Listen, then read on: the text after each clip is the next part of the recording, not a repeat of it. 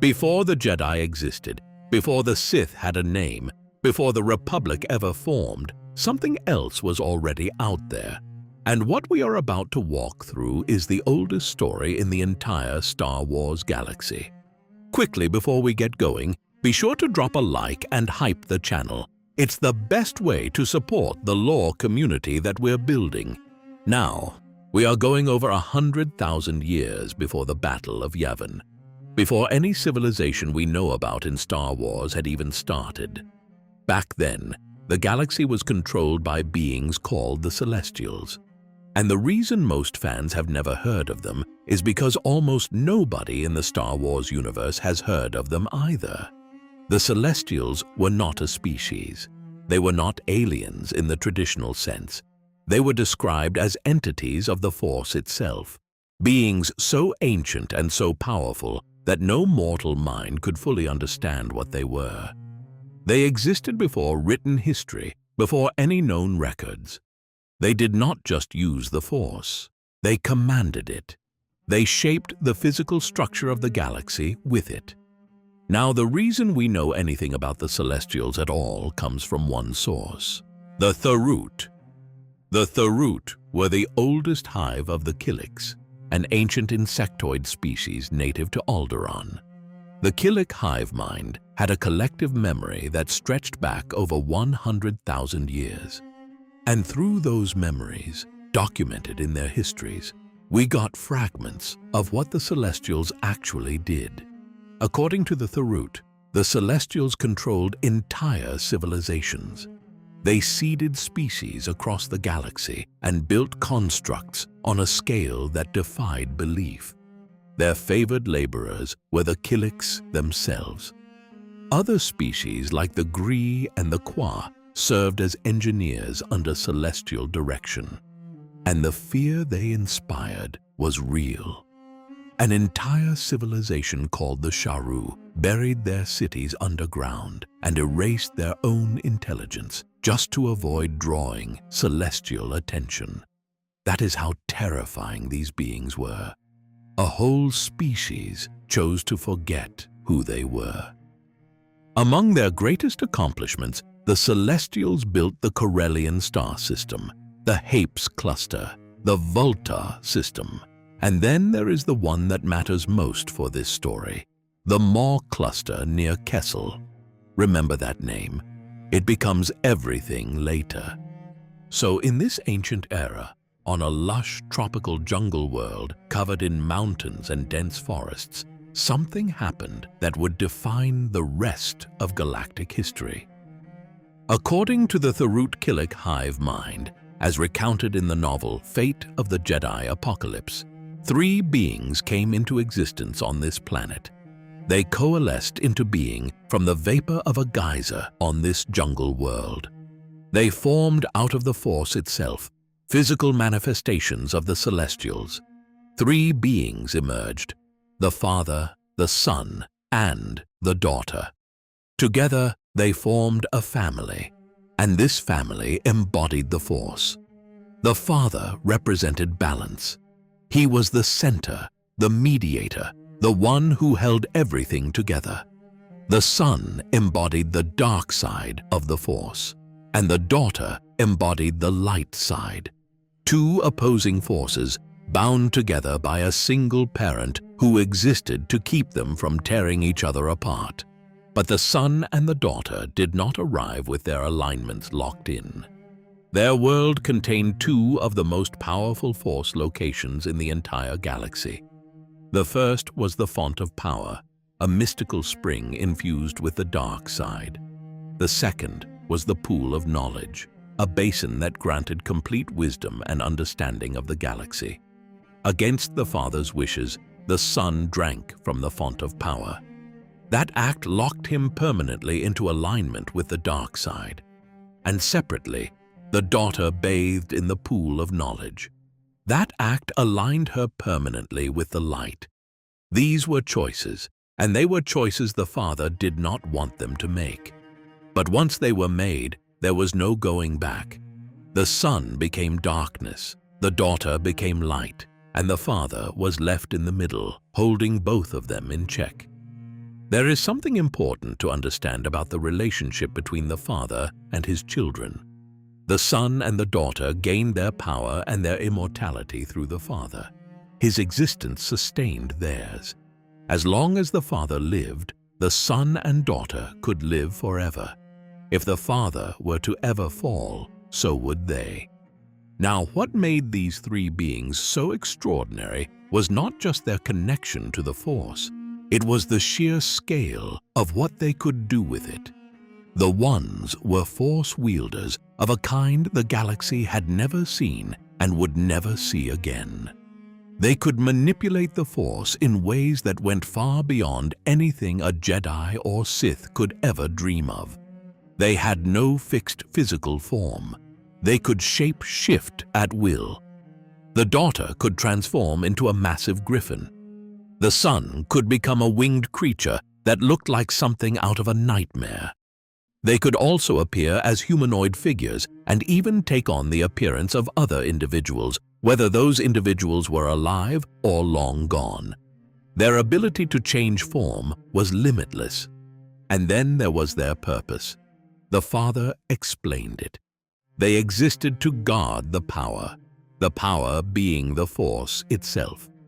Their eventual home, a place called Mortis, would become the conduit through which all the Force in the galaxy flowed. Every bit of it passed through Mortis, and the Ones were the beings who controlled that flow.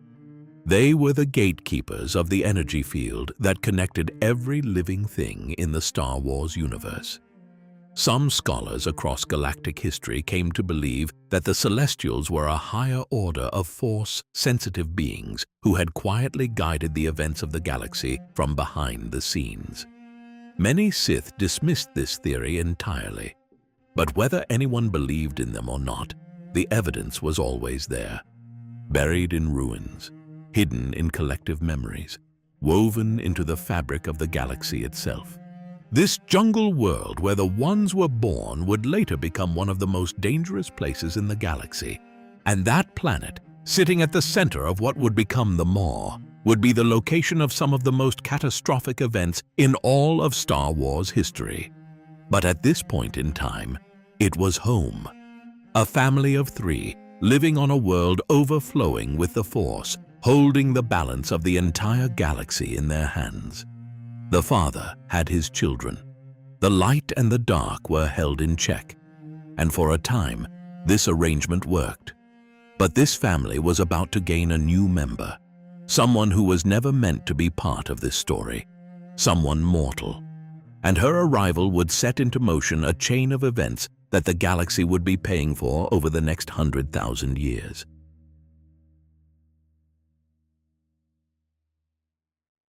Shortly after the father, the son, and the daughter came into existence on their jungle world, a fourth figure appeared. She was not a being of the Force. She was not a Celestial. She was mortal, and the legends gave her no name. She was called the Servant. Nobody knows exactly where she came from. The Tharut Killiks documented her existence in their histories, but they offered no explanation for her origin. They never explained how she found the Ones or why she appeared on this particular planet.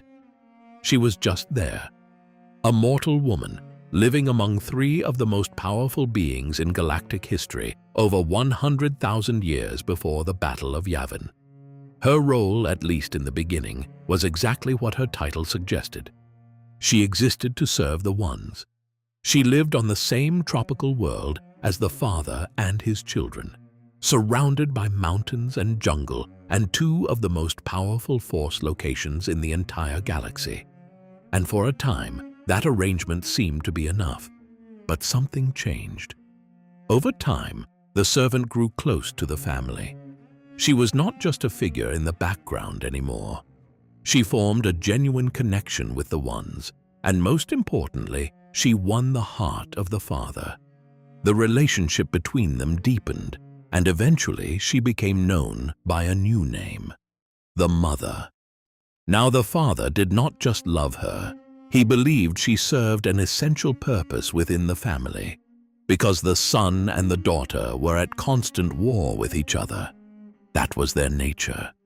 The son was the dark side. The daughter was the light, and the two of them clashed endlessly.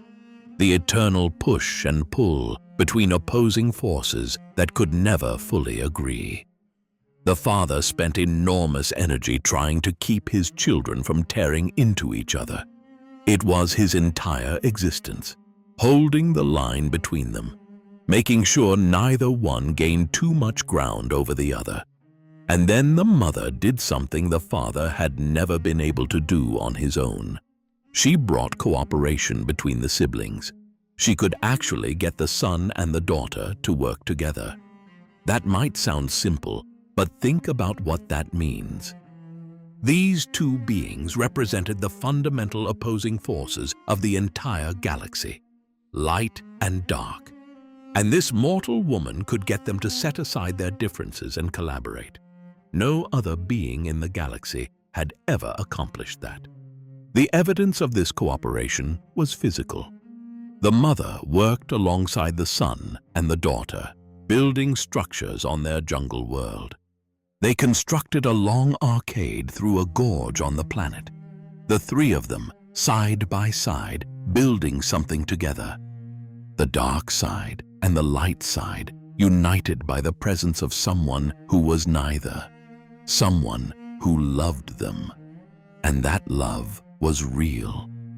The mother cared about this family deeply. She loved the father. She loved the son. She loved the daughter. They were her entire world, and the bond between all of them appeared to be genuine. For a brief window of time in the grand scale of galactic history, this strange little family on their jungle planet seemed to be working. The father had found someone who could bring peace to his children. The siblings had found someone who could bridge the gap between them. And the mother had found a family that gave her life meaning.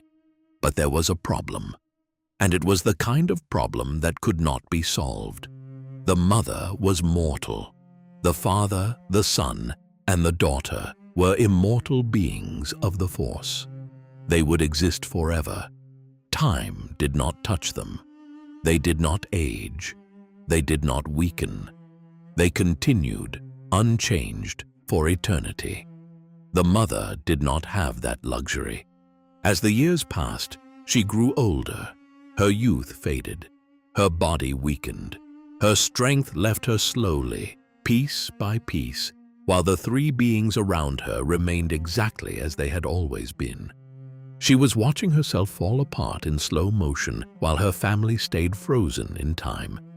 And that contrast, that gap between what she was and what they were, started to eat at her.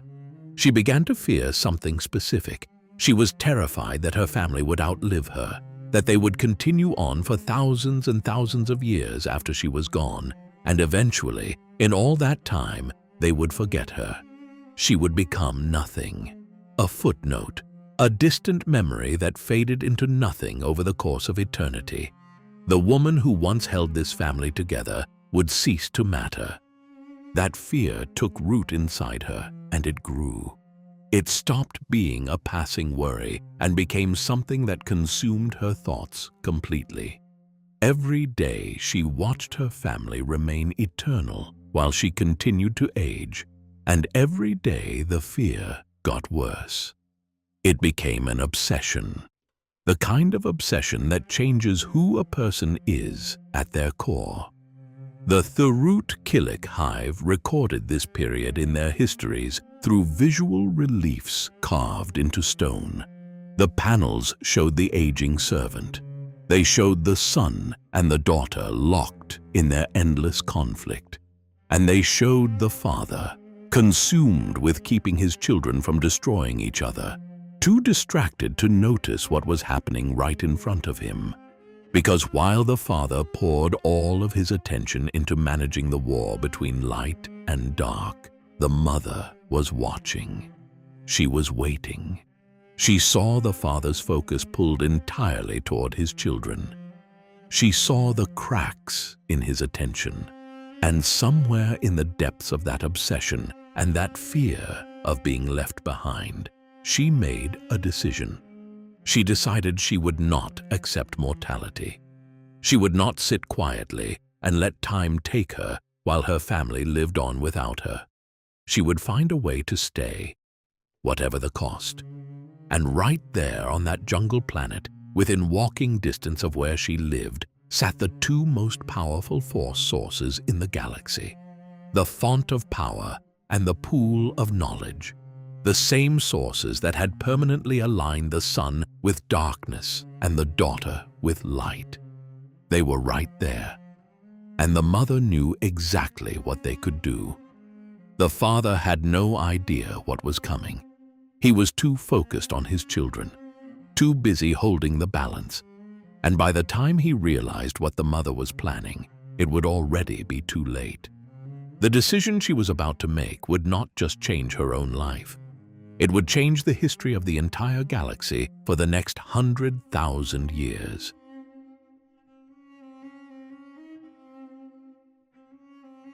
The two most powerful force locations in the entire galaxy sat right there on that jungle planet, the font of power and the pool of knowledge.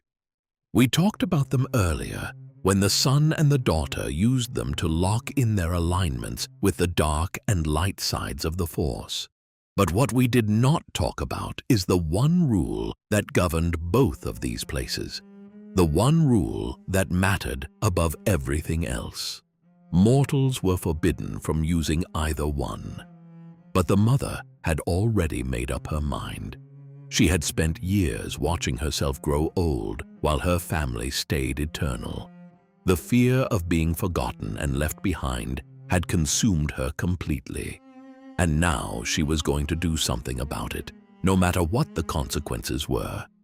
Her moment came when the father was distracted. The son and the daughter had gotten into another one of their arguments near the font of power. And this was not a quiet disagreement. When two beings who embody the fundamental forces of the galaxy argue, the world around them pays the price. Their debate was destroying parts of the planet itself. The father had his full attention locked on his children, trying to keep them from tearing the world apart. And the mother saw her opening. She went to the font of power and she drank from it. The effect was immediate. Her youth was restored. The years that had been slowly wearing her down were reversed in an instant. She looked like herself again, young, strong, alive. But she did not stop there. One source was not enough. She needed both. She made her way to the pool of knowledge and she swam into it. She submerged herself in the basin that held the complete wisdom of the galaxy. And that was where the father found her. He reached the edge of the pool and saw what she had done. He was too late to stop it, too late to pull her out. She looked up at him from the water and she smiled. It was a defiant smile. She knew exactly what she was doing and she did not care what the father thought about it. In the chaos of this moment, the son seized the opportunity and attacked the father. But the daughter stepped in and stopped him before he could do any real damage. The family was fracturing in real time. Everything was falling apart at once. Now here is where the story takes its darkest turn. The mother got exactly what she wanted. She gained immortality. She gained immense power. But the forces she had unleashed did not transform her into a celestial like the ones. She was mortal. Her body, her mind, and her spirit were never designed to hold that kind of energy. And instead of elevating her, the font of power and the pool of knowledge twisted her into something else entirely. Something wrong. Her physical form changed in ways that are difficult to even describe. Her fingers stretched and elongated into tentacles. Her mouth widened from ear to ear, revealing rows of sharp, pointed teeth locked in an impossibly wide grin. Her eyes became empty black pits. The woman who had once been the heart of this family The person who brought the son and the daughter together was gone. What stood in her place was something corrupted, something dark and hungry and broken, and her mind changed just as drastically as her body. The love she once felt for her family, that deep, genuine care for the father and his children, became warped beyond recognition. The longing she felt for connection and belonging mutated into an insatiable hunger for companionship and control. She did not just want her family back. She wanted to possess them. She wanted to dominate them. Every emotion she had ever felt was now cranked up to a level that no being was meant to experience, all of it swirling together in a storm of conflicting desires that would never be satisfied. And the power she now held was terrifying. With the combined forces of the font and the pool running through her, the mother did something that no being in the galaxy had ever done before. She forced the son and the daughter to bow before her in front of the font of power. Both of them, the embodiment of the dark side and the embodiment of the light side, brought to their knees by a single being. That is how strong she had become. The galaxy now had a name for what the mother had turned into. Abeloth, the bringer of chaos, the beloved queen of the stars, the destructor. She had more titles than any Sith Lord or Jedi Master would ever carry, and every single one of them was earned through the sheer scale of what she could now do. The father was horrified. The woman he loved was gone. What stood before him was something he could not reason with, something he could not control, and something that threatened everything in existence. He made the hardest decision of his entire life. He gathered the son and the daughter, and he left. He took his children and he fled the planet, leaving Abeloth behind. The Thurut Killik reliefs captured this moment in painful detail. The stone panels showed Abeloth standing alone in the courtyard of their home, watching the father depart with the son and the daughter. Her face was twisted in anger. The air around her was alive with chaos. Jungle debris swirled through the sky. Reptiles were caught in the winds. Lightning cracked across the atmosphere. Everything around her reflected what was happening inside of her. In the panels that followed, the scene only got worse. The courtyard was overrun with vegetation growing wild and unchecked. A large winged lizard was shown struggling to escape her grasp as her power continued to grow with nothing to contain it. She looked more unhinged in every frame, more dangerous, more alone. The one thing the mother had feared more than anything else in her existence had just come true. She had been abandoned. The family she loved, the family she had done all of this for, was gone, and she was left standing on the planet that had once been her home, surrounded by nothing but the wreckage of what she had destroyed. She descended deeper into madness. The love she craved would never come back on its own, so she would spend the rest of eternity trying to take it by force, and the galaxy would pay the price for that obsession for the next 100,000 years.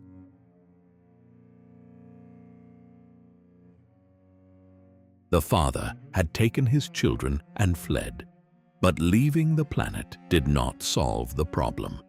Abeloth was still out there. She was growing stronger by the day, and her power was beyond anything the galaxy had ever faced. A being who could force the son and the daughter to their knees was not going to stay put on one planet forever. If she got out, if she reached the wider galaxy, the destruction would be on a scale that nobody could recover from. The son and the daughter understood this better than anyone. Whatever differences they had, whatever war they had been waging against each other for their entire existence, this was bigger than all of it. They had to work together. And they had to build something that could hold the most dangerous being in the galaxy in place for eternity. So they turned to the Kilix. But the Kilix could not do this on their own. The scale of what needed to be built was beyond anything they could achieve with their natural abilities. So the son and the daughter did something extreme. They joined the Killic hive mind directly. They became what was known as joiners, fully integrated members of the collective consciousness. And by tapping into the son and daughter's immense connection to the Force, the Killics gained abilities that should have been impossible for them.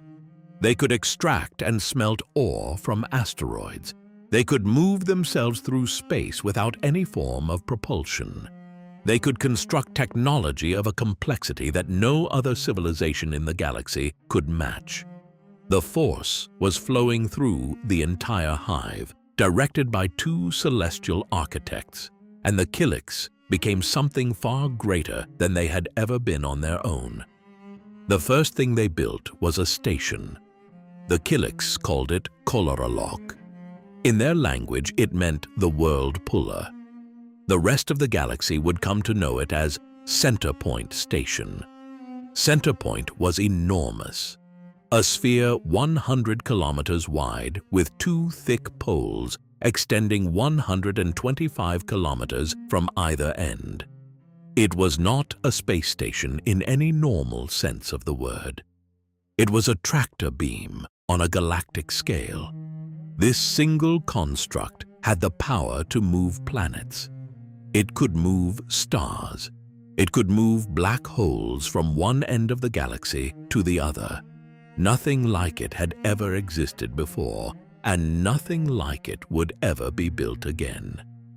People who later studied parts of Center Point dated them at over 100,000 years old. That made the station 4 times older than the earliest known version of the Galactic Republic. This thing was ancient beyond comprehension. And the important detail is that the Killics did not design it. They built it with their hands and their hive, but the blueprints came from the son and the daughter. The Ones designed it. The Killics constructed it. That partnership is what made Center Point possible. And now came the reason it was built in the first place. Using Center Point Station, the Ones dragged dozens of black holes across the galaxy and arranged them into a precise formation around the jungle planet where Abeloth remained. They created a spherical shell of black holes surrounding her world on every side. This formation became known as the Maw Cluster, located near Kessel. Think about what that means for a moment. They built a prison out of black holes, not walls, not energy shields, black holes. The most destructive gravitational forces in the universe arranged in a perfect sphere around one planet. The ionizing gases being pulled into the cluster made the Maw visible from the outside as a glowing nebula. But getting through it was a different story entirely. The gravitational forces inside the Maw made navigation lethal. Any ship that tried to fly through would be torn apart long before it reached the planet at the center. Abeloth was trapped. Her jungle world, the same planet where she had once lived with the father and his children, where she had built that arcade through the gorge alongside the son and the daughter, was now the most isolated place in the galaxy, surrounded on all sides by forces that would destroy anything that got too close. But the Ones were not finished. They knew that a prison, no matter how strong, needed a warden. So they built a second station inside the Maw itself. This one was called Sinkhole Station. It was similar in design to Center Point, but smaller, and its purpose was entirely different. Sinkhole Station existed to monitor Abeloth from within the prison and to keep the black hole formation stable over time. Black holes are not static objects. They drift. They pull on each other. Without something maintaining the precise arrangement, the shell would eventually shift and create gaps. Working together, Centerpoint Station on the outside and Sinkhole Station on the inside created a system that made escape virtually impossible. One station held the prison together from the outside. The other watched the prisoner from within. It was the most elaborate containment system ever devised in the history of the galaxy, and it was built for a single being. Once the prison was complete, the son and the daughter withdrew their force powers from the Kilix. The hive mind returned to its natural state, and the extraordinary abilities they had gained through their connection to the Ones faded away. The Kilix went back to being what they had always been. The era of building on a celestial scale was over for them. And then the Ones disappeared.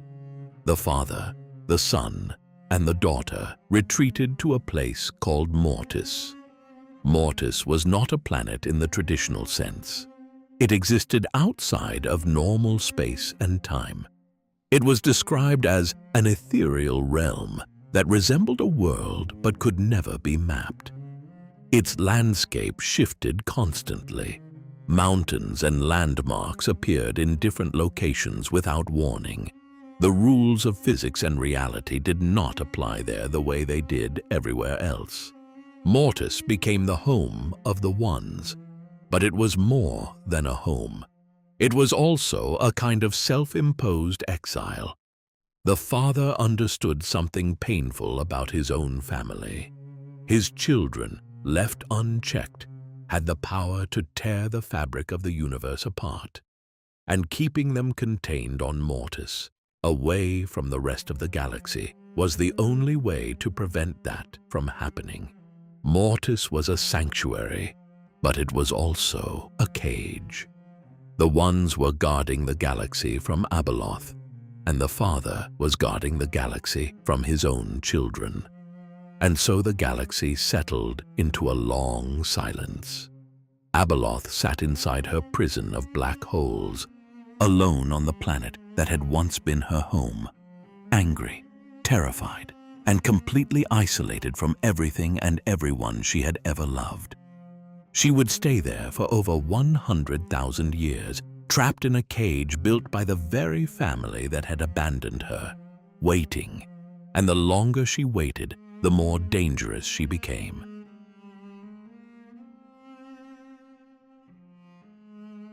The prison held for a while, but Abeloth was not the kind of being you could lock away and forget about.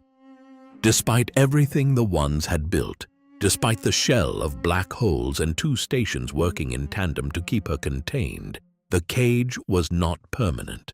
And what happened next became the longest recurring nightmare in the history of the galaxy. According to the Tharut Kilix, Abeloth found a way out every time the current of the Force was altered.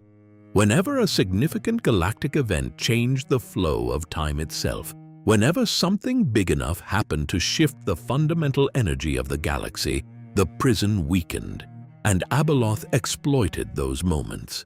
She pushed through the cracks and she got out. And every single time she escaped, the same thing happened. Chaos. Absolute chaos on a galactic scale. Abeloth had the ability to consume living beings for their life force. She could drain the energy out of people and absorb it into herself.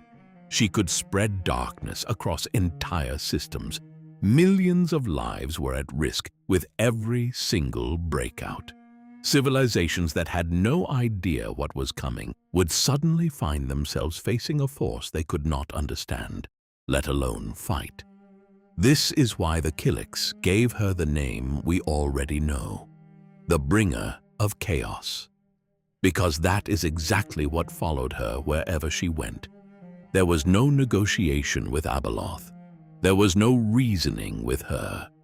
When she got free, the galaxy burned until someone stopped her. And the ones who stopped her were always the same. Every time Abeloth broke out of the maw, the son and the daughter would leave Mortis and return to the Kilix. They would rejoin the hive mind, share their force abilities with the collective once again, and combine their strength to take Abeloth down. They would defeat her, drag her back to the maw, and seal her inside the prison again.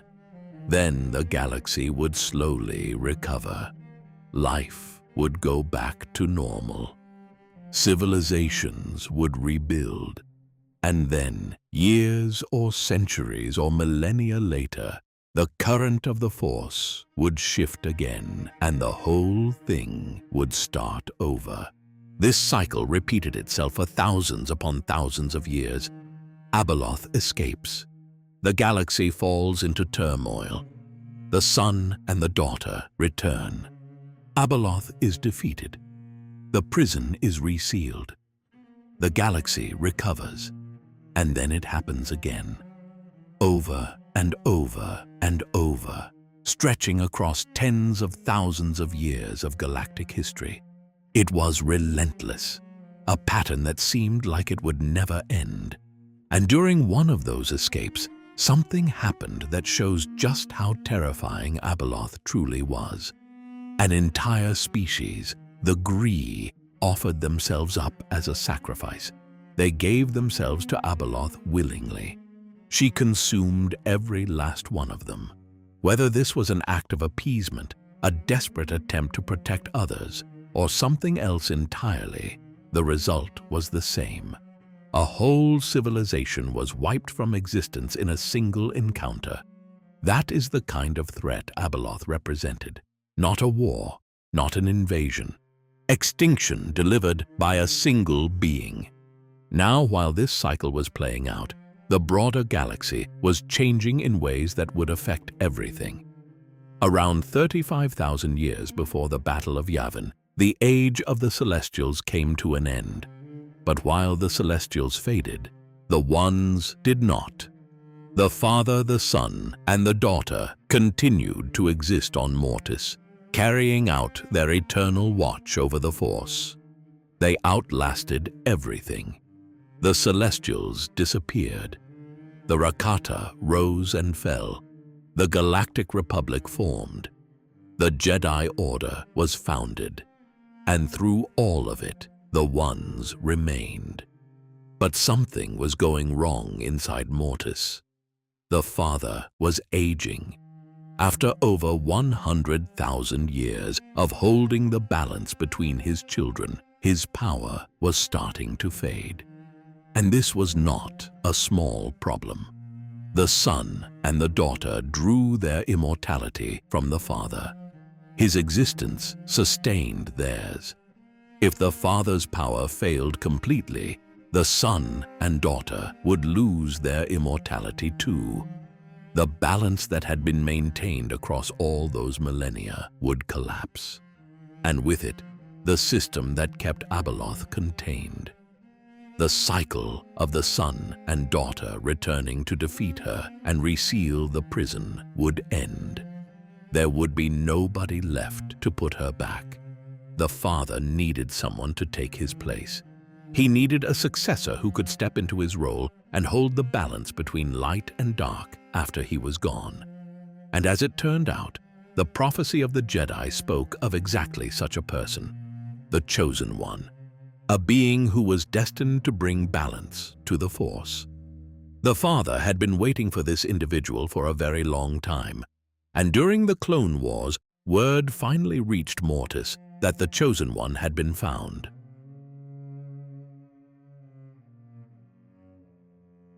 A Jedi distress code was intercepted by the Jedi Council on Coruscant. This was not an ordinary signal. It was an ancient code that had not been used in 2,000 years. Nobody alive had ever heard it activated before.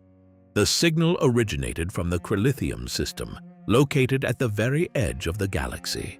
The Jedi Council took it seriously enough to send 3 of their own to investigate: Anakin Skywalker, Obi-Wan Kenobi, and Ahsoka Tano.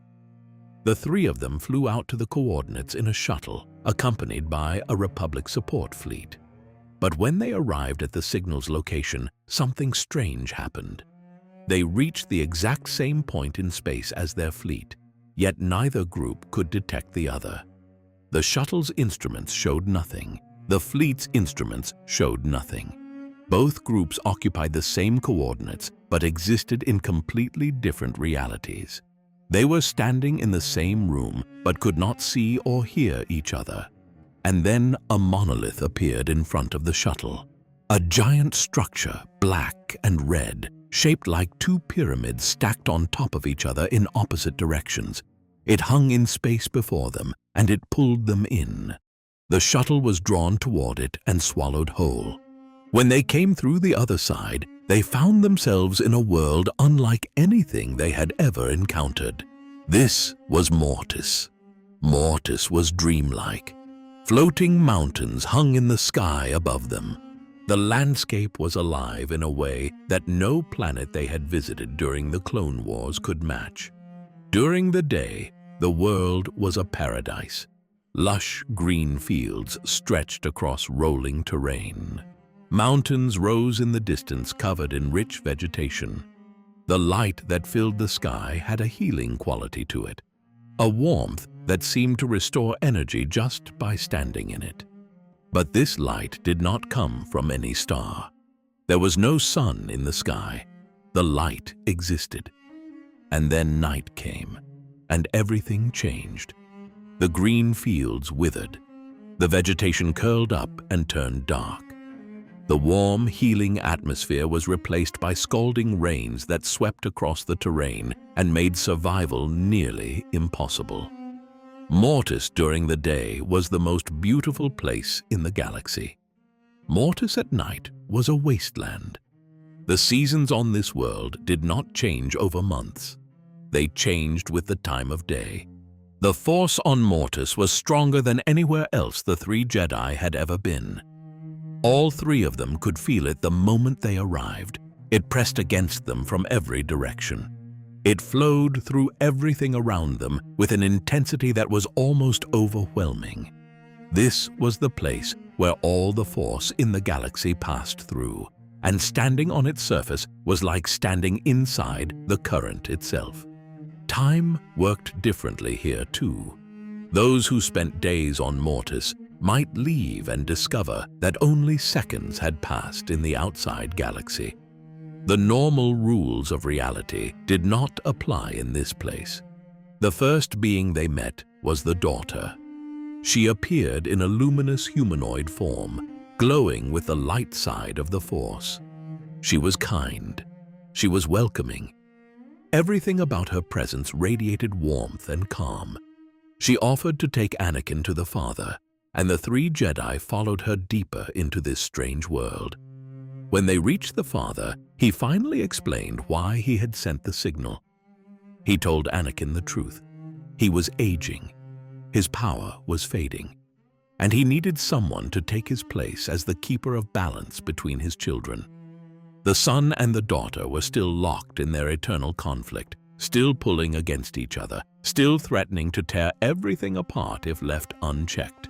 The Father had held them in balance for over 100,000 years, but he could not do it forever, and he believed Anakin, as the chosen one, was the only person in the galaxy who could step into that role. But believing was not enough. The Father needed proof. He needed to know for certain that Anakin had the power to control both the light and the dark. So he designed a test. The son kidnapped Obi-Wan. The daughter took Ahsoka. Each sibling carried one of Anakin's companions to a different part of Mortis, and Anakin was told he had to choose, save one or save the other. It was a test of character and a test of power wrapped into one. The Father wanted to see how Anakin would respond when the light and the dark each held something precious to him and demanded he pick a side. Anakin refused to choose. Instead of going after one and abandoning the other, he did something that proved exactly what the Father needed to see. Anakin tapped into the Force amplifying properties of Mortis itself, and he used that power to simultaneously force both the son and the daughter to release their hostages. At the same time, both of them. He compelled two beings who embodied the fundamental forces of the galaxy to stand down and return to their humanoid forms. No other being in the galaxy could have done that. The father had spent his entire existence managing the tension between his children, and Anakin just overpowered both of them in a single moment. The father was impressed. Anakin had passed the test. He had proven that he was truly the chosen one, and that he had the ability to take up the father's role, to become the new keeper of balance, to hold the light and the dark in check for the rest of time. The father invited Anakin to stay on Mortis. He told him this was his true purpose. This was what the prophecy had always been pointing toward. And he warned Anakin that leaving would put the entire galaxy in danger. If Anakin walked away from this responsibility, the consequences would ripple outward in ways that nobody could predict. Anakin thought about it. He genuinely considered staying, but in the end, he could not do it. He had people he cared about back in the galaxy. He had a war to fight. He had attachments that pulled him away from Mortis just as strongly as the father's offer pulled him toward it. And so Anakin made his choice. He chose to leave. It was the wrong decision, not because Anakin was selfish or because he did not understand what was at stake, but because that single choice, made in the heart of Mortis by the most powerful Jedi of his generation, set into motion a chain of events that would lead to the end of the father, the son, and the daughter. All three of them. The Mortis gods who had maintained the balance of the Force for over 100,000 years were now on a path toward destruction. And it started the moment Anakin Skywalker turned his back and walked toward his ship.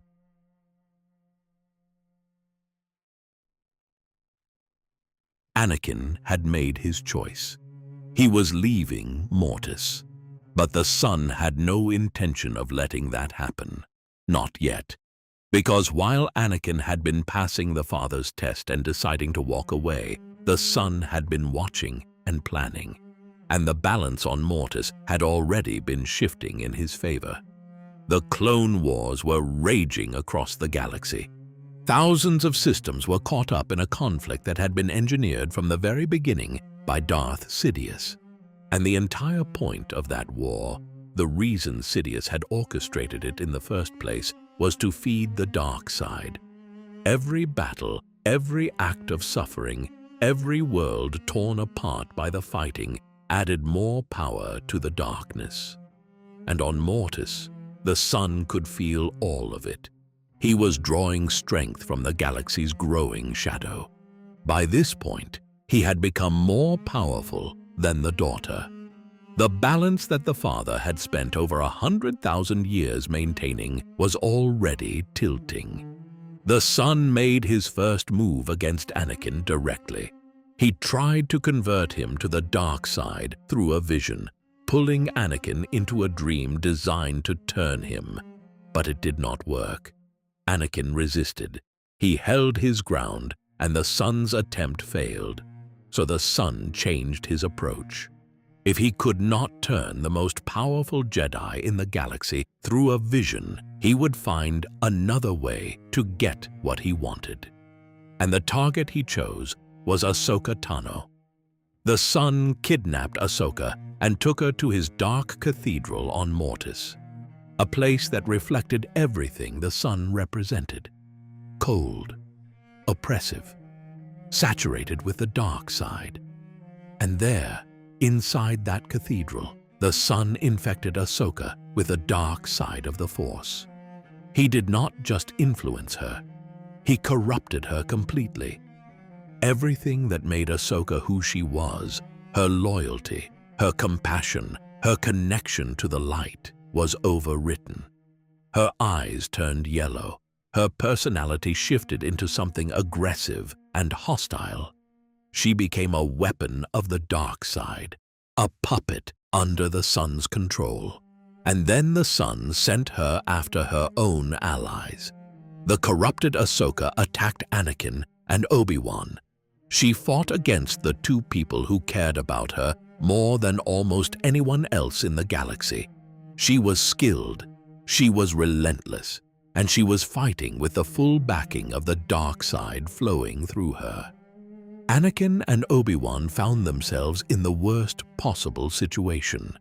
They were under attack from someone they could not bring themselves to hurt, someone they were trying to save, while the Son continued to execute his real plan in the background. Because Ahsoka was a distraction, the Son's true goal was something far more dangerous. Hidden on Mortis was a weapon called the Dagger of Mortis. It was housed at a place called the Altar of Mortis, and it was the only weapon in all of existence that could end the life of a Mortis god. More dangerous than any lightsaber, more lethal than any Sith weapon ever forged. A single strike from this dagger could permanently end a being that was otherwise immortal. The Father, the Son, the Daughter, beings who had existed for over 100,000 years and could not be harmed by conventional means, could all be ended by this one blade. The Son wanted the dagger. His plan was straightforward and terrifying. He would use it to end the Father. And with the Father gone, there would be nothing left to keep the Son on Mortis. He would be free to leave the realm and unleash his darkness on the entire galaxy. No more balance, no more containment, just the dark side, unrestrained, pouring out of Mortis and into every corner of the Star Wars universe. The confrontation came fast. The Son got his hands on the dagger and he went for the Father. He moved to strike, aiming to end his own parent and break free from Mortis forever. And the Daughter stepped in. She threw herself between the Son and the Father. The blow that was meant for the Father struck her instead. The dagger of Mortis pierced the Daughter. The embodiment of the light side, the being who had existed since the beginning of the Force itself, took the fatal wound to save her father's life. As the Daughter fell, something happened on the other side of Mortis. Ahsoka collapsed. The dark side corruption that the Son had poured into her had run its full course. Ahsoka Tano was gone. The young Padawan who had followed Anakin into this strange world was no longer alive. Anakin was devastated. He turned to the Father and pleaded with him to save her. He begged for any way, any possibility, anything that could bring Ahsoka back. The Father, grieving for his own daughter, told Anakin there might be one chance. In her final moments, as the last of her life force was slipping away, the Daughter made a choice. She used Anakin as a conduit, channeling what remained of her energy through him and into Ahsoka. The Daughter's life force flowed out of her fading body through the Chosen One and into the young Padawan who lay motionless on the ground. Ahsoka came back. Her eyes opened. The dark side corruption was purged from her completely. She was alive again, restored by the sacrifice of a being who had embodied the light for longer than any civilization in the galaxy had existed. But this was not just a rescue. This act created a bond between Ahsoka Tano and the Daughter of Mortis that would endure for decades. A connection that linked a mortal Jedi to an ancient Force entity in a way that nobody fully understood. From that moment forward, Ahsoka was followed by a small creature called Morai, a convor bird, green-feathered and owl-like, that appeared in ancient imagery alongside the Daughter. Morai may have been the Daughter's servant, or it may have been something more. A living piece of the Daughter's spirit, watching over the person who now carried her life force. Wherever Ahsoka went in the years and decades that followed, Morai was never far behind. The Daughter was gone, and with her passing, The balance of the Force on Mortis shattered. The realm began descending into permanent darkness. The light that had once filled the daytime sky started to dim. The cycle of renewal that had defined Mortis for ages was breaking down. Without the daughter to represent the light, the sun's darkness had no counterweight. Everything was tilting toward shadow. The father, broken by grief and weakened by the loss of his daughter, turned to the Jedi with an urgent warning. With the balance disrupted, the dark side and the Sith would gain the upper hand across the galaxy. He told Anakin and Obi-Wan they needed to leave Mortis immediately before the sun could take their ship and escape the realm himself. If the sun got off Mortis, everything the ones had worked to protect for over 100,000 years would be undone in a single moment. The clock was running out. The sun was growing stronger. The father was growing weaker. And the only weapon that could stop any of this was now stained with the daughter's sacrifice.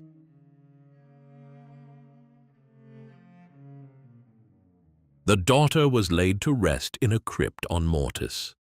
The father placed her there himself, sealing the tomb with the dagger of Mortis resting on her chest. The weapon that had taken her life now served as her burial companion. And as the father stood over the tomb of his child, he said something that carried the weight of 100,000 years.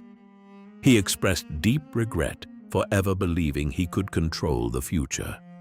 But there was no time for mourning. The sun was still out there. The balance was already broken, and the situation was about to get much worse. Anakin received guidance from the Force ghost of Qui-Gon Jinn, his former mentor's master, who directed him to a place deep beneath the surface of Mortis, a place called the Well of the Dark Side. This was a fiery chasm buried far underground, and it served as the point where all the dark side energy in the galaxy flowed through Mortis.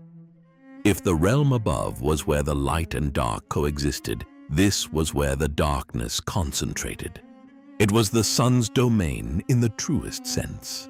Anakin descended into the well, and the sun was waiting for him. What the sun did next was perhaps the cruelest thing anyone had ever done to Anakin Skywalker. He showed Anakin a vision of the future. Not a vague premonition, not a symbolic dream, a clear, detailed look at what was going to happen to him. Anakin saw himself falling to the dark side. He saw his wife Padme Amidala perishing. He saw his own transformation into Darth Vader. He saw the Jedi Order destroyed. Everything that Anakin feared most, everything he would spend years trying to prevent, was laid out in front of him in vivid detail. The sun told Anakin they could stop it. Together, they could prevent this terrible future from ever coming to pass. All Anakin had to do was join him, and Anakin broke. The horror of what he had just seen was too much.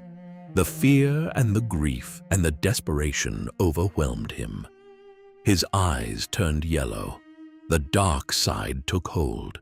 Anakin Skywalker, the chosen one, agreed to help the sun. He was corrupted, just as Ahsoka had been before him. But this time, the stakes were infinitely higher. This was the most powerful Force user in the galaxy, fully turned, standing beside the embodiment of the dark side itself. The father realized what had happened and rushed to the Jedi shuttle where Obi-Wan was waiting. He warned Obi-Wan that Anakin had fallen under the sun's influence. He told Obi-Wan not to interfere, that the situation was too dangerous. But Obi-Wan was not the kind of person who could hear that his former apprentice was in trouble and do nothing. He left immediately. When Obi-Wan reached the Well of the Dark Side, he found exactly what the father had warned him about. Anakin was gone. The person standing in front of him looked like Anakin, sounded like Anakin, but the yellow eyes told a different story. The corrupted Anakin tossed Obi-Wan's speeder into the magma below and told him that the Jedi would only get in the way of ending the Clone Wars. This was not a debate. This was a threat.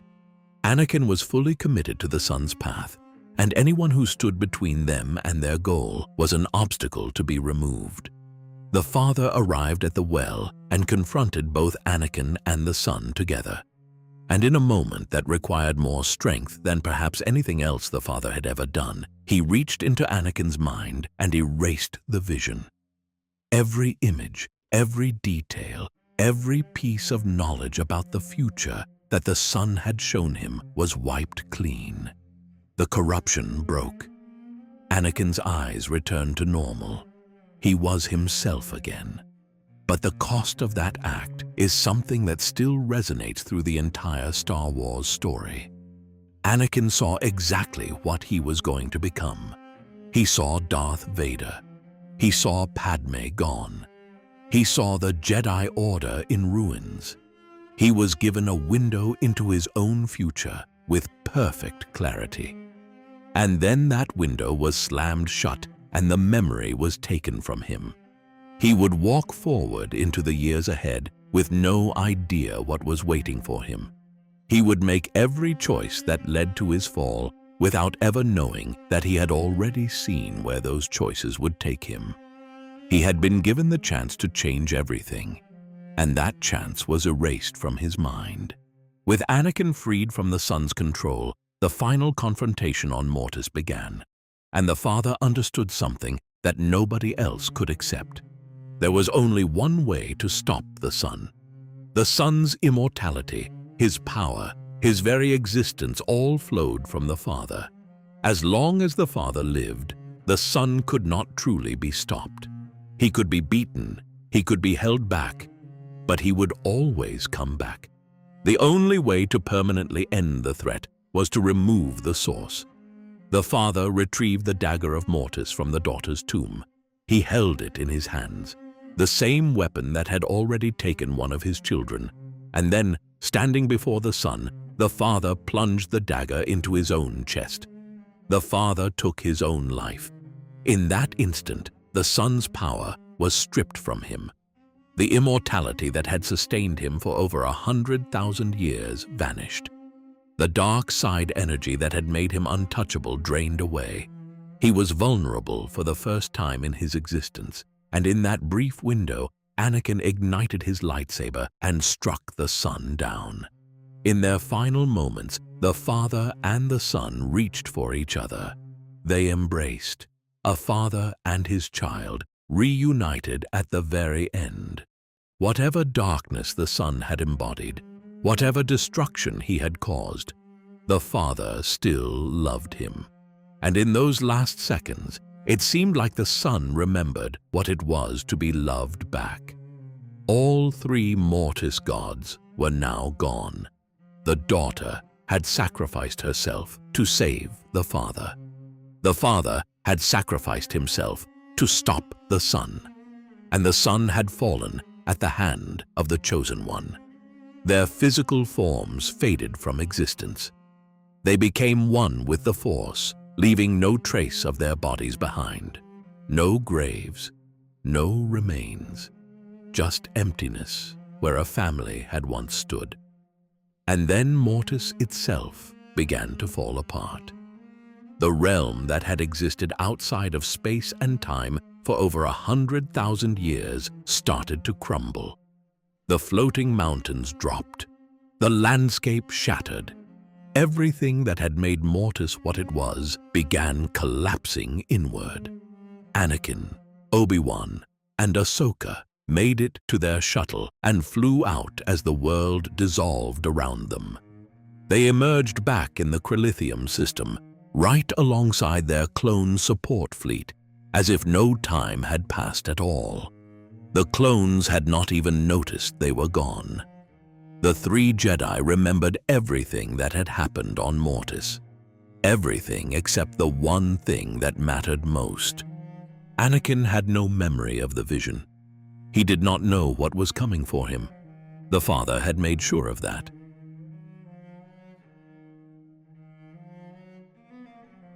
Decades passed. The Clone Wars ended. The Empire rose and fell. The New Republic was born.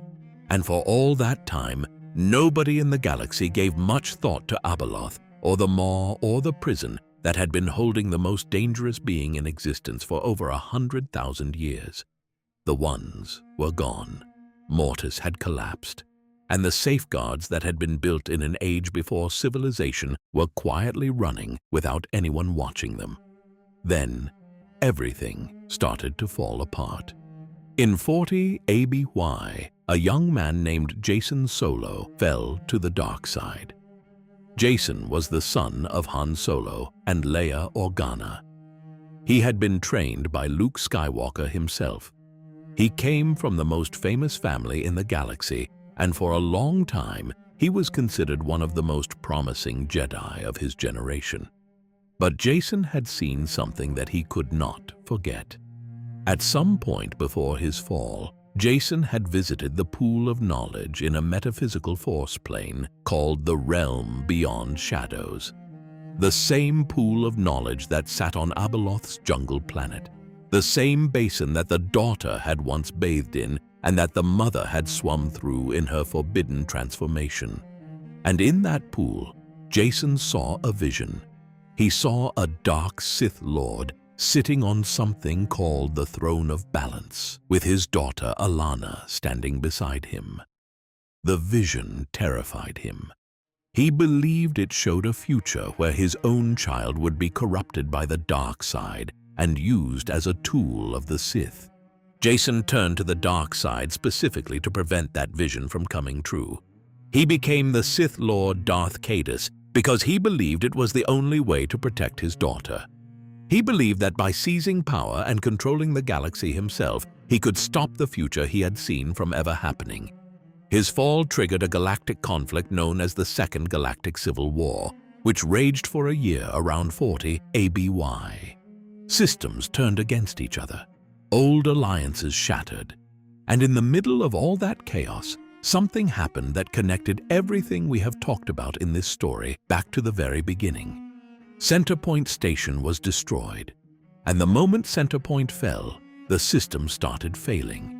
Sinkhole Station, the smaller Guardian construct that sat inside the maw itself, began to malfunction. Without Centerpoint providing external stability, the precise formation of black holes that made up the maw started to shift.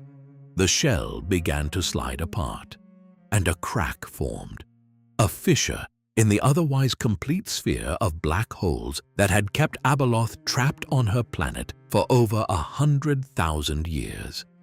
According to the Tharut Kilix, none of this was coincidence.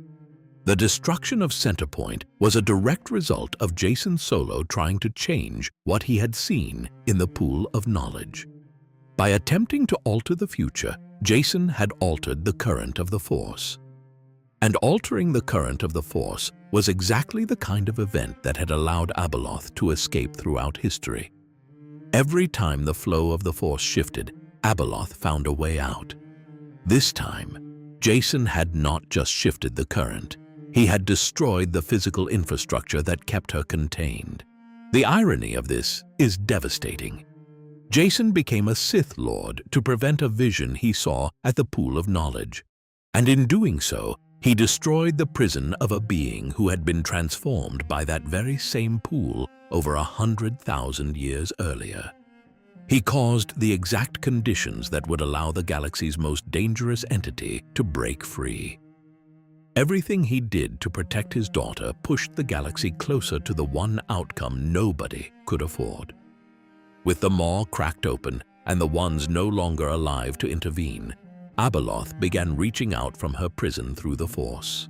She could not fully escape yet, but she did not need to leave her planet to start causing damage. Her power extended through the Force itself, and she used it.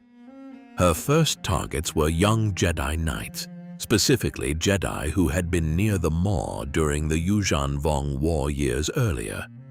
These Jedi had unknowingly passed close to Abeloth's prison during that conflict, and she had marked them. Now, years later, she activated that connection. Abeloth inflicted a Force psychosis on these Jedi. One by one, they started losing their minds. The psychosis made them believe that everyone around them had been replaced by imposters. Their friends, their colleagues, their family members, all of them looked wrong. The affected Jedi became convinced that the people they knew had been swapped out for copies, and they reacted with paranoia and aggression. They lashed out at the people closest to them. They became dangerous and unpredictable. Starting in 43 ABY, the list of affected Jedi grew. Valen Horn, Gisela Horn, Seth Helen, Natua Wan, Yakil Sav-Etu, Basil Wav, and others. One after another, trained Jedi Knights snapped and went on rampages across Coruscant. The public watched in horror as the people who were supposed to protect the galaxy turned violent in the streets of the capital. The political fallout was immediate. Anti-Jedi sentiment spread across Coruscant and beyond. People who had once trusted the Jedi Order began to question whether these Force users were stable enough to be walking free. The Galactic Alliance, now led by Chief of State Natasi Dala, began cracking down on the Jedi Order. Restrictions were put in place. Jedi were monitored. The relationship between the government and the Order deteriorated fast. And then Dala made her biggest move. She exiled Jedi Grandmaster Luke Skywalker from Coruscant. The charge was dereliction of duty during the war against Darth Caedus. Dala argued that Luke had failed to prevent Jason's fall and had therefore failed in his responsibilities as the leader of the Jedi Order. Luke was forced to leave the capital world, but Luke did not sit idle. He took his son, Ben Skywalker, and the two of them set out on a journey across the galaxy. Their mission was to retrace Jacen Solo's steps and discover what had truly caused his fall to the dark side. They wanted to understand how one of the most promising Jedi of his generation had turned into a Sith Lord. They followed Jacen's path from world to world, meeting the same people he had met, visiting the same places he had been. And that trail, step by step, led them closer and closer to the maw, closer to the cracked prison, closer to the being who had been waiting inside for over 100,000 years. Luke Skywalker was about to come face to face with Abeloth, and nothing in his decades of experience as the most powerful Jedi in the galaxy could have prepared him for what he was about to find.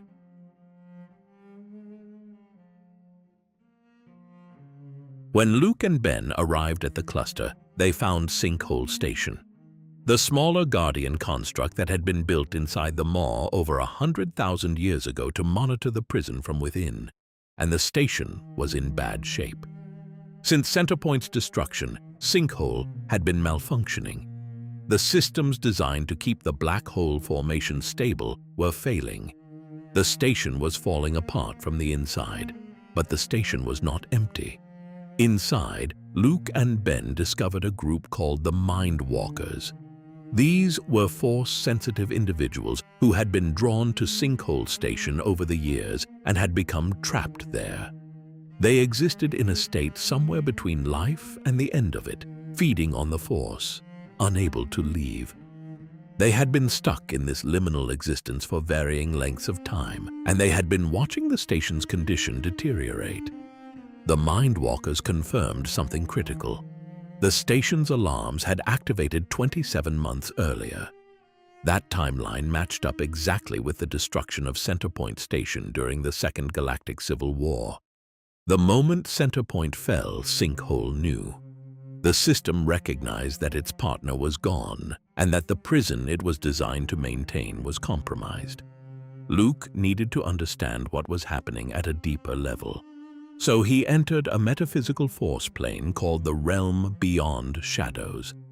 This was a space that existed outside of physical reality, a place where the Force could be experienced in its purest form. And it was there, in that otherworldly space, that Luke Skywalker encountered Abeloth for the first time. She did not reveal herself openly. She reached out to him with a presence that felt dark and longing at the same time. She disguised herself, hiding her true nature, and tried to lure Luke closer. She wanted to draw him in the way she had drawn in so many others, with the promise of connection, with the pull of something that felt almost like love but was something far more dangerous. Luke sensed enough to pull back, but now he knew. The being inside the maw was real. She was awake, and she was reaching out through the Force to touch the galaxy. While all of this was happening, a completely separate threat was emerging from the other side of the galaxy. A group called the Lost Tribe of Sith was making its first contact with the wider galaxy in thousands of years. The Lost Tribe had been stranded on a remote planet called Kesh for millennia, an ancient Sith civilization that had been completely cut off from everything. They had built their own society, their own hierarchy, their own traditions around the dark side, and now they were finally venturing beyond their homeworld. The Lost Tribe sent strike teams out into the galaxy with one primary target, Luke Skywalker. They wanted him gone. But as their forces spread out, they encountered something they did not expect. Abeloth was affecting their apprentices too. The same Force psychosis that had been driving Jedi Knights on Coruscant into paranoid rages was now hitting young Sith as well. Abeloth did not care about the distinction between Jedi and Sith. She reached into anyone she could touch through the Force and twisted their minds. This shared threat created a situation that nobody could have predicted. High Lord Sarasu Talon of the Lost Tribe proposed an alliance, Sith and Jedi working together to confront Abeloth. Luke did not trust the Sith. He had every reason not to, but the threat was too large and too dangerous for either side to handle alone. He agreed to the partnership, knowing full well that it could fall apart at any moment. The Allied force set out for the maw.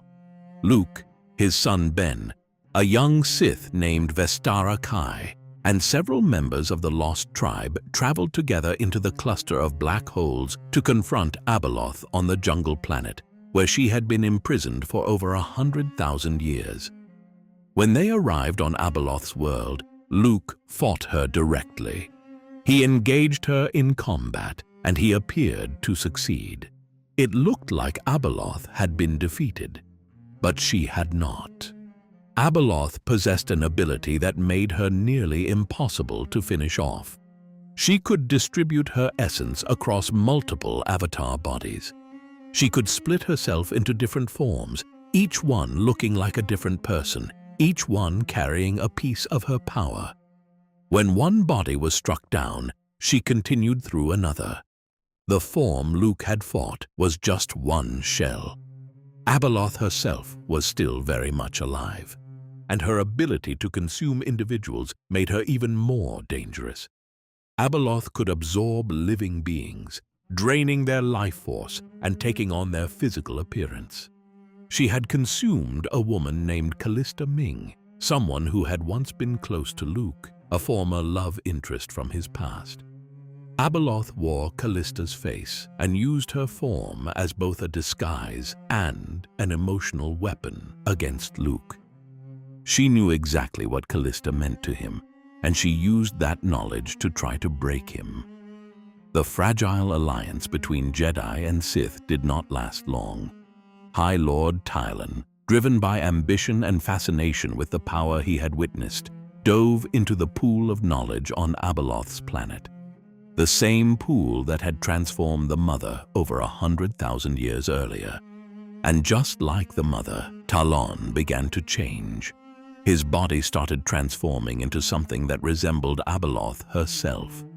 Another being of twisted, corrupted power was beginning to emerge.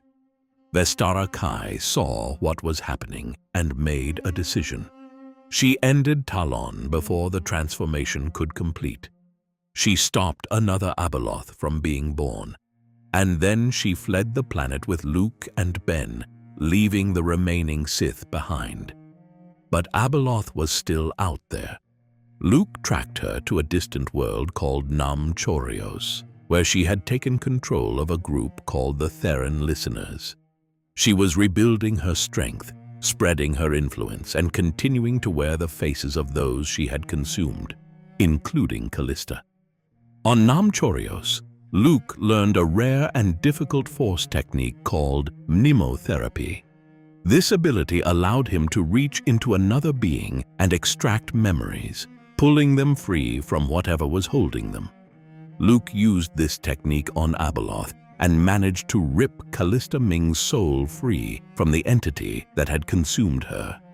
Callista was finally released. She was able to pass on peacefully and become one with the Force, free from the prison that Abeloth's body had become. Abeloth escaped Nam Chorios. She was severely weakened by this point. Luke had hurt her badly across multiple encounters, but she was not finished. Abeloth was a survivor in the most extreme sense of the word. She had endured 100,000 years of isolation inside a prison of black holes. A few lost battles were not going to stop her. She turned to the only allies she had left, the lost tribe of Sith, the same group that had originally tried to help Luke take her down. The alliance between Abeloth and the lost tribe was built on mutual convenience. The Sith wanted power. Abeloth wanted something far more personal, and together they began planning a move that would shake the galaxy to its core.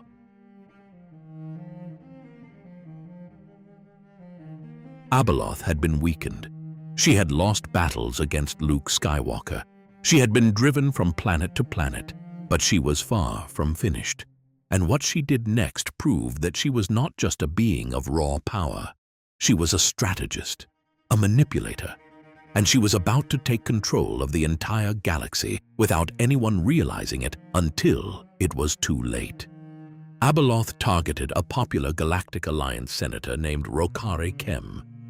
She consumed the senator, absorbed her life force, took on her physical appearance, and assumed her identity. To the rest of the galaxy, Rokari Kem was still alive and still serving in the Senate. Nobody knew that the real Kem was gone and that the person walking the halls of government was an ancient entity wearing her face. Then Abeloth went further. She removed the sitting chief of state, Padnell Oven, from the picture entirely. With the highest office in the galaxy suddenly vacant, Abeloth manipulated an emergency vote. She used mind manipulation on dozens of senators, bending their thoughts and their decisions to serve her agenda. And the lost tribe of Sith, who had already infiltrated Coruscant's government and military, threw their support behind her as well. Sith agents embedded in positions of power across the capital backed her candidacy from the shadows. The result was staggering. Abeloth, disguised as Rokari Kem, was elected Chief of State of the Galactic Alliance. The highest political office in the galaxy now belonged to the bringer of chaos.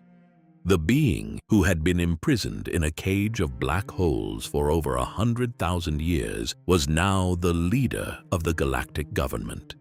She had not conquered Coruscant through force. She had won an election. She had played the political game better than anyone in the Senate, and nobody even knew who they had actually put in charge. The Sith and Abeloth formed an uneasy alliance of convenience on Coruscant. Both sides had their own goals. The Lost Tribe wanted political and military power. Abeloth wanted something deeper, something more personal that went all the way back to the family she had lost. But for the moment, their interests aligned against a common enemy, the Jedi Order. The Jedi were not going to let this stand. The Order launched a secret operation to take back Coruscant. Teams of Jedi Knights spread across the planet in coordinated strikes, targeting Sith infiltrators who had embedded themselves in every level of the government and the military. It was a full-scale assault carried out in the shadows, designed to dismantle the Sith network and free the capital from their grip. But Abeloth's response was catastrophic. When she realized the Jedi were moving against her, she merged her essence with the computer core of the Jedi Temple itself. She fused with the technology at the heart of the Jedi's own headquarters, and from inside that system, she began tearing Coruscant apart. Earthquakes ripped across the planet's surface. Volcanic eruptions broke through the ground. Entire districts were devastated. Billions of people were caught in the destruction. Abeloth was using the planet itself as a weapon, punishing the galaxy for daring to challenge her. It was her version of the end of the world, delivered from inside the building that was supposed to be the safest place in the galaxy for a Jedi. And in the middle of all that chaos, Abeloth made her final move.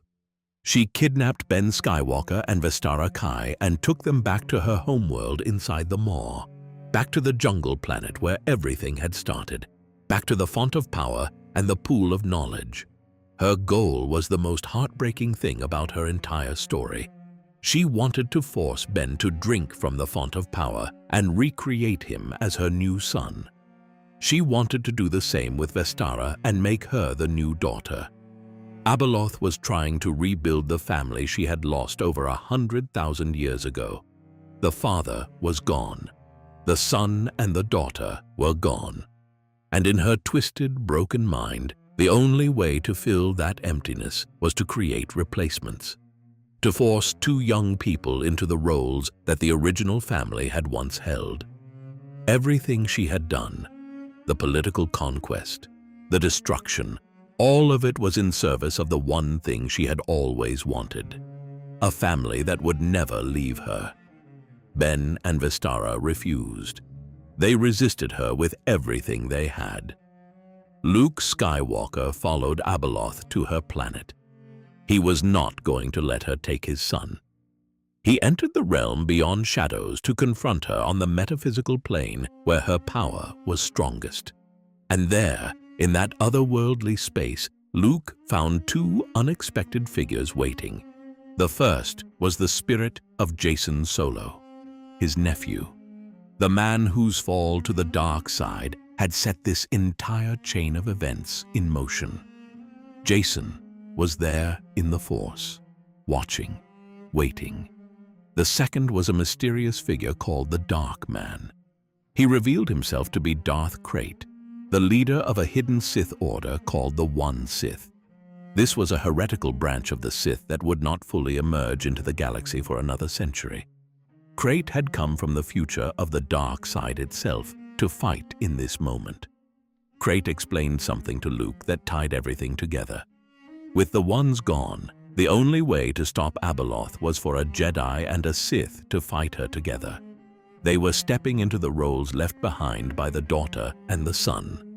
Light and dark, working in unison, just as the original family had done when they defeated Abeloth throughout history. The cycle had come full circle. Luke and Krayt fought Abeloth together in the realm beyond shadows, battling her at the Lake of Apparitions on her jungle planet.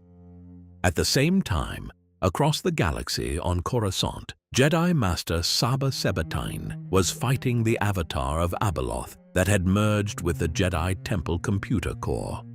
And near the font of power on the jungle planet itself, Ben Skywalker was fighting yet another avatar, this one wearing the form of a Sith High Lord named Coralie. This was the key to ending Abeloth once and for all. Every avatar had to be destroyed at the same time. As long as even one body survived, Abeloth could continue. Her essence would flow into whatever form remained. All three battles had to end in the same moment. Saba Sabatine took down the avatar in the Jedi Temple. Ben struck down the Coralie avatar near the font of power, and Luke, fighting in the realm beyond shadows, pushed through Abeloth's tentacle attacks until he drove his elbow straight through her head. The final blow was not a lightsaber strike or a force technique. It was Luke Skywalker physically pushing through the entity that had terrorized the galaxy for over 100,000 years.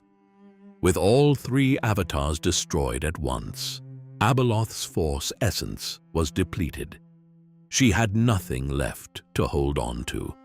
Her body sank into the lake of apparitions and shrank until it vanished completely. Abeloth was gone. Luke and Crate both collapsed with massive wounds in their chests from Abeloth's tentacles during the fight, but both of them survived. In the aftermath, Luke believed he had restored the current of the Force. He thought the threat was over, but Jason's spirit told him the truth. Luke had only prevented Jason's specific vision from coming true. He had not stopped the rise of the Sith forever.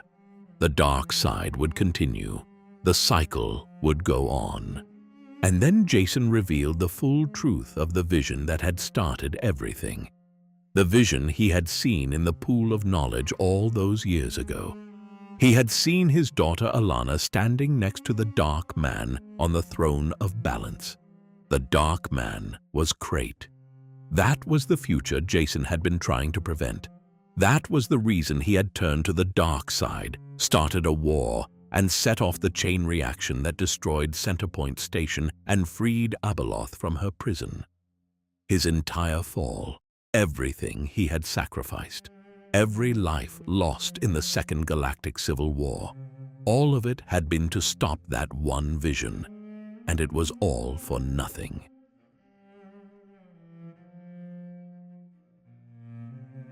Abeloth was gone. Her body had sunk into the lake of apparitions and vanished. The battles were over. The galaxy could breathe again. But Luke Skywalker was not celebrating. Neither was the Jedi Council, because they understood something that the rest of the galaxy did not. So Luke took precautions. He drew on everything the Tharut Kilix had taught him, and everything that Jedi Masters Yoda and Obi-Wan Kenobi had once reported about Anakin's encounter with the Ones on Mortis. He put together the pieces of a puzzle that stretched back over 100,000 years, and he came to a conclusion. If Abeloth ever returned, the galaxy needed the one weapon that could finish the job for good. Luke dispatched a group called the Quest Knights. Their mission was to search for the realm of Mortis, to find the monolith that had once pulled Anakin, Obi-Wan, and Ahsoka into that ethereal world, and to retrieve the dagger of Mortis, the only weapon in existence that could permanently end a being like Abeloth. The dagger had been placed on the daughter's chest in her crypt when the father sealed her tomb. Whether it still existed somewhere in the remnants of that collapsed realm was the question the Quest Knights were sent to answer. Luke also reflected on something larger.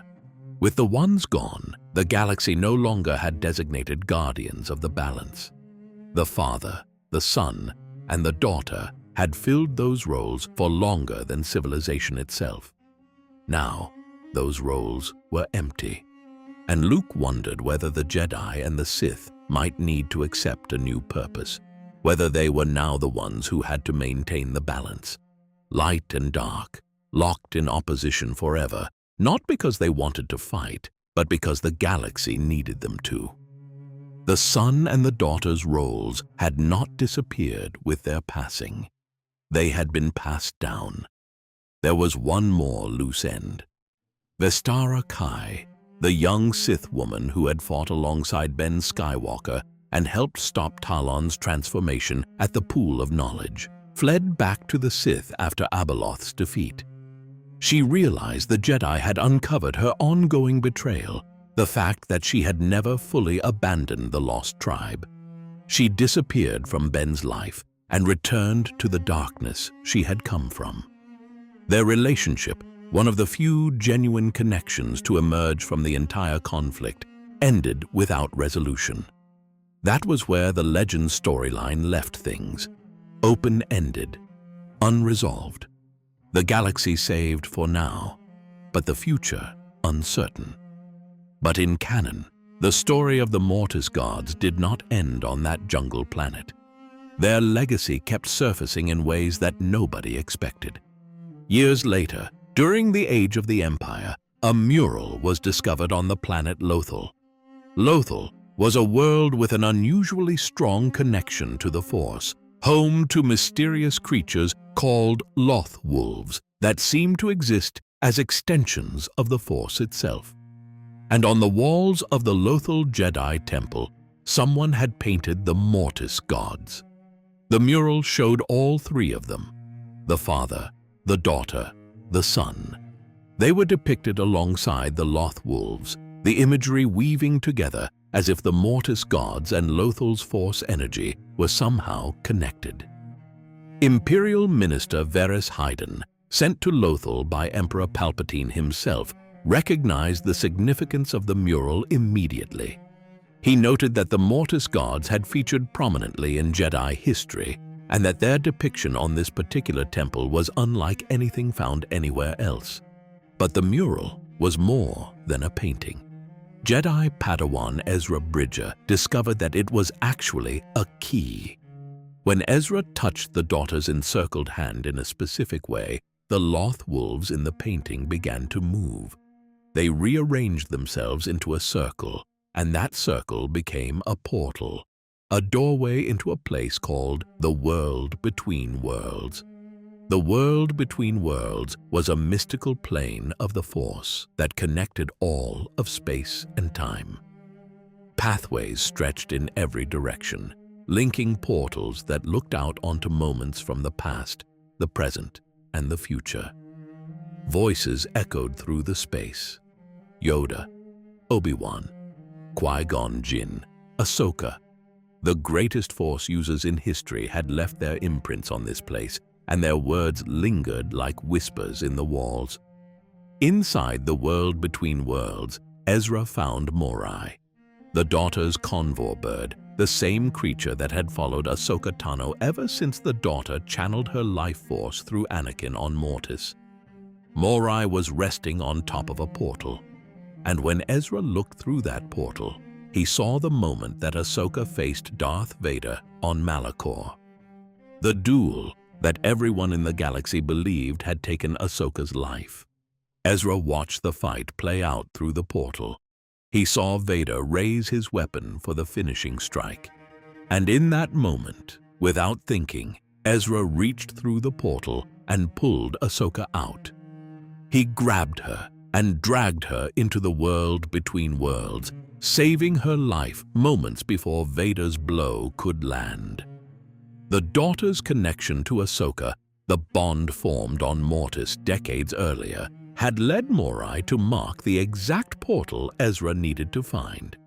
Emperor Palpatine learned about the World Between Worlds, and he wanted access desperately.